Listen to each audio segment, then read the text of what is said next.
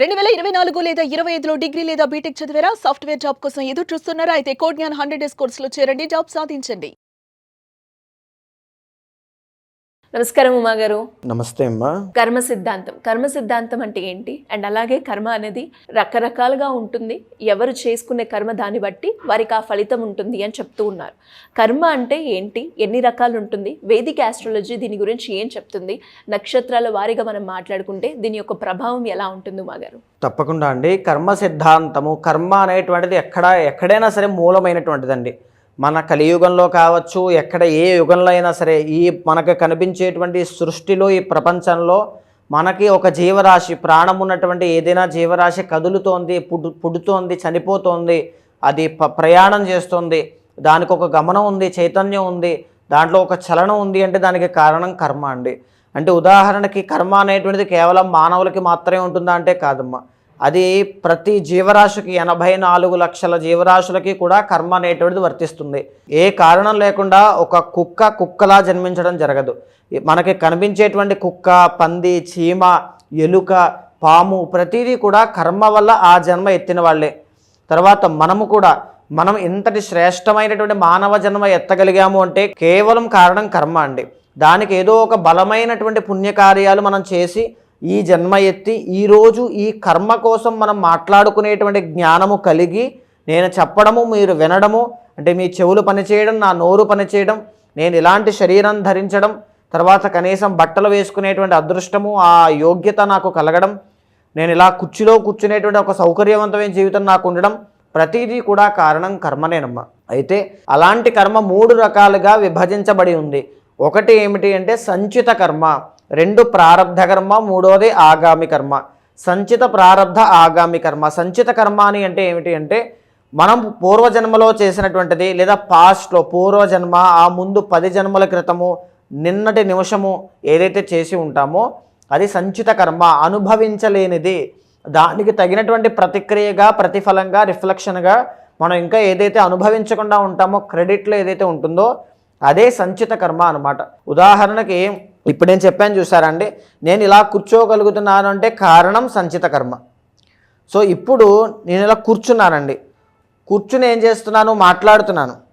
మాట్లాడే బదులు తిడుతున్నాను, తిట్టే బదులు కొడుతున్నాను, లేకపోతే ఇంకోటి ఏదో అధర్మానికి సంబంధించిన పని ఎదురు చేస్తున్నాను, అసత్యం ఆడడం కానీ ఏదైనా అబద్ధం ఆడుతున్నాను, ఏదైనా చేయవచ్చు. ప్రారబ్ధ కర్మ అంటే ఇదండి. అంటే కూర్చోవడం వరకు సంచిత కర్మ చేస్తుంది. ఇక్కడ ఏం చేస్తున్నాను అనేటువంటిది నా బుద్ధి మీద, నా జ్ఞానం మీద, నా కాన్షియస్నెస్ మీద ఆధారపడి ఉంటుంది. సో ఇప్పుడు నేను ఏం చేస్తానో దానికి రిఫ్లెక్షన్గా నెక్స్ట్ని అనుభవిస్తాను. సో ఇప్పుడు చేయడం అనేది నా చేతిలోనే ఉందిగా, అదే ప్రారబ్ధ కర్మ. సో ఇప్పుడు మనం ఏం చేయబోతున్నాం? నిప్పును పట్టుకున్నాం, కాలింది, పట్టుకోవడం వల్లనే కాలింది. సో పట్టుకోవడం అనేదే ప్రారబ్ధ కర్మ. అక్కడ నిప్పు ఉంది, నిప్పును పట్టుకునే పరిస్థితి మనకి క్రియేట్ అయ్యింది సంచిత కర్మ.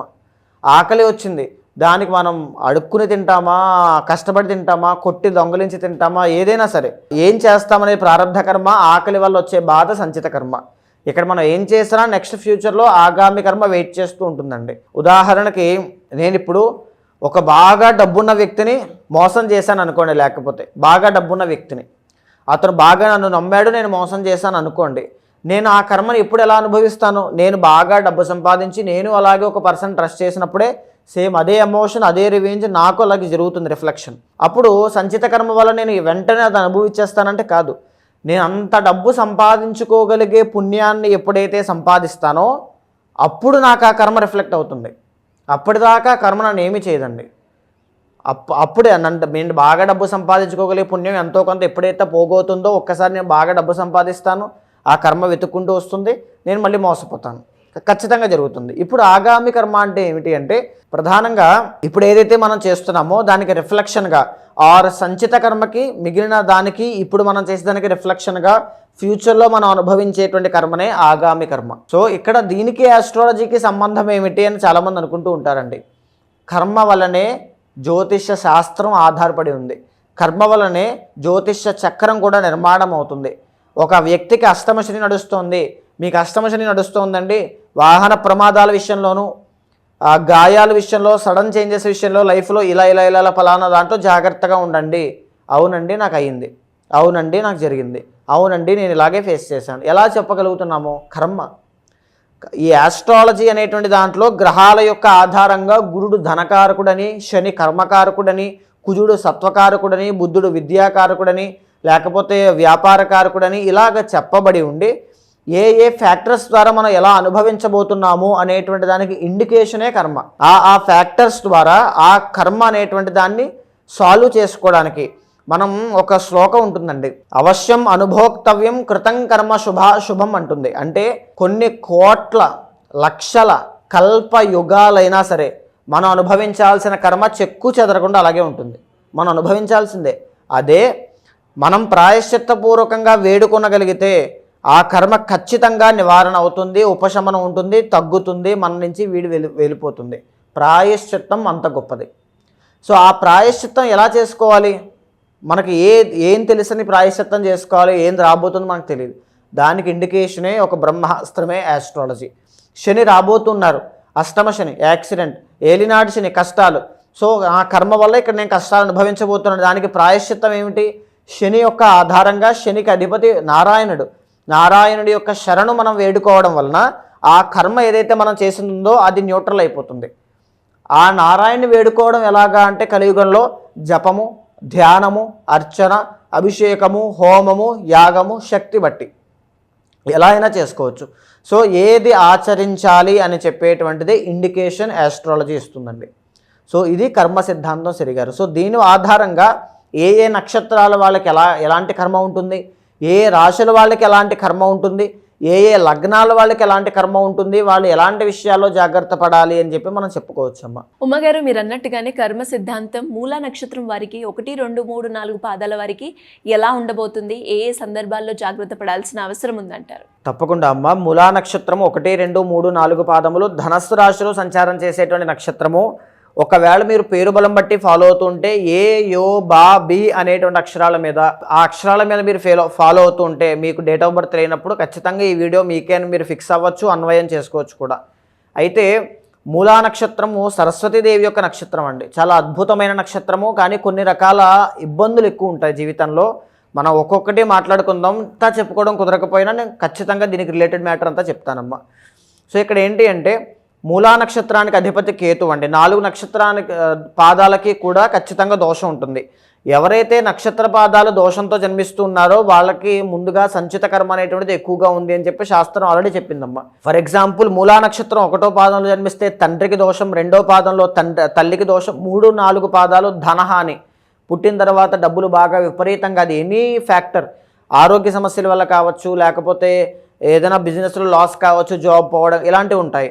అంటే 4వ పాదానికైతే కులమునకి హాని అని చెప్పి శాస్త్రం చెబుతోంది. అంటే కమ్యూనిటీ విషయంలో ఇబ్బందులు రావడం, ఏదైనా జరగచ్చు, ఇబ్బంది అయితే ఖచ్చితంగా కనబడుతోంది. దానికోసం ఏం చెప్తాము అంటే నక్షత్ర శాంతి, నవవిధ శాంతి అని చిన్న వయసులోనే ఆచరించాలి. 21 రోజులు 27 రోజులు సాంప్రదాయం అనుసరించి చెయ్యాలి అని చెప్పి మనం చెప్తామండి. అండ్ ఇంకొకటి ఏంటంటే అమ్మ, మూలా నక్షత్రం వాళ్ళు జీవితంలో చాలా కష్టాలు ఎక్కువ చూస్తారు బికాజ్ ఆఫ్ వీళ్ళ యొక్క మైండ్ సెట్ వల్ల.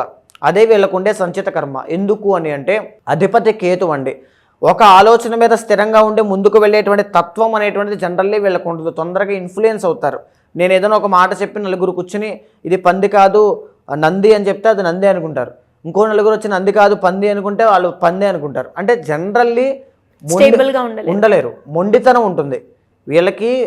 ఒక స్టబోన్ మొండితనం ఖచ్చితంగా ఉంటుంది.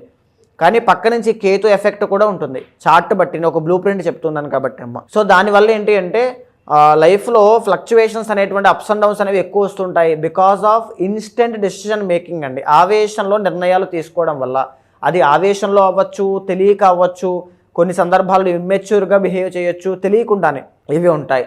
లగ్నాధిపతి గురుడు అండి. వీళ్ళు 10 మందికి పెట్టేటువంటి వాళ్ళు.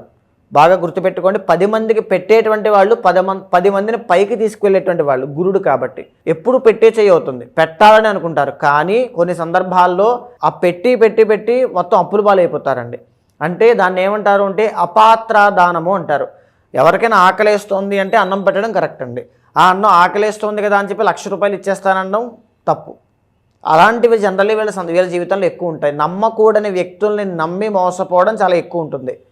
చాలా నేర్చుకుంటారు వీళ్ళ జీవితంలో, చాలా ట్రాన్స్ఫర్మేషన్స్ ఉంటాయి, పెయిన్ఫుల్ ఎక్స్పీరియన్సెస్ అనేటువంటివి చాలా ఎక్కువ ఉంటాయి.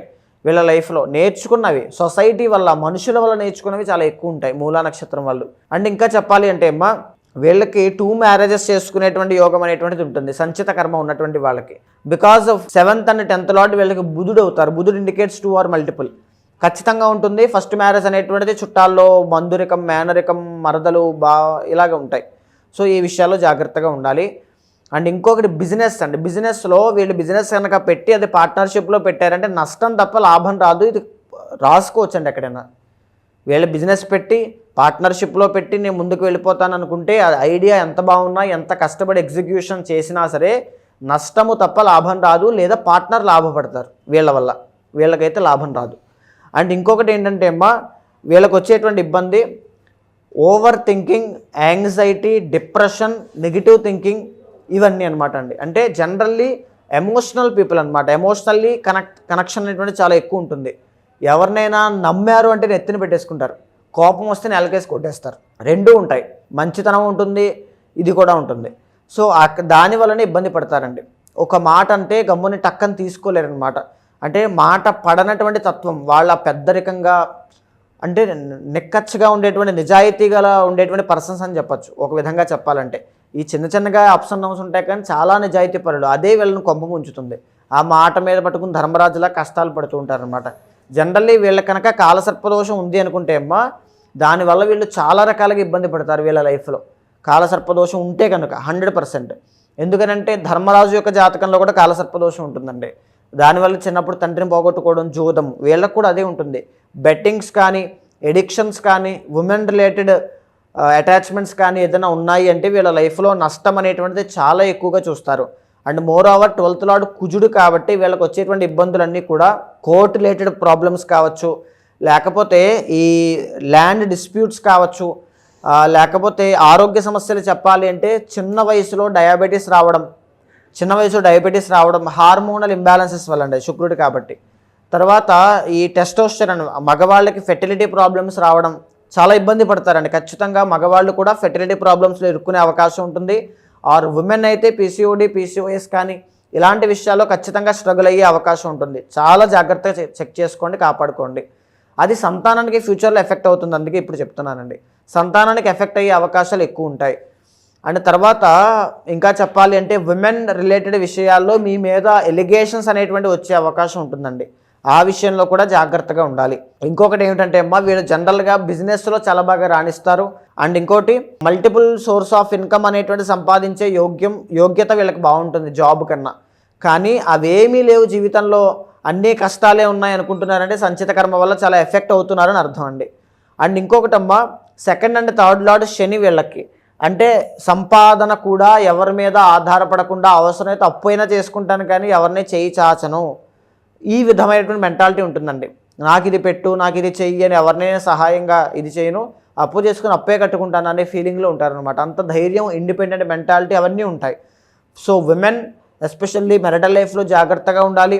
Health, women related problems and ఇందాక మనం చెప్పు ల్యాండ్ డిస్ప్యూట్స్ విషయంలో జాగ్రత్తగా ఉండాలి. ఈ విషయాల్లో చాలా కేర్ఫుల్గా ఉండాలండి.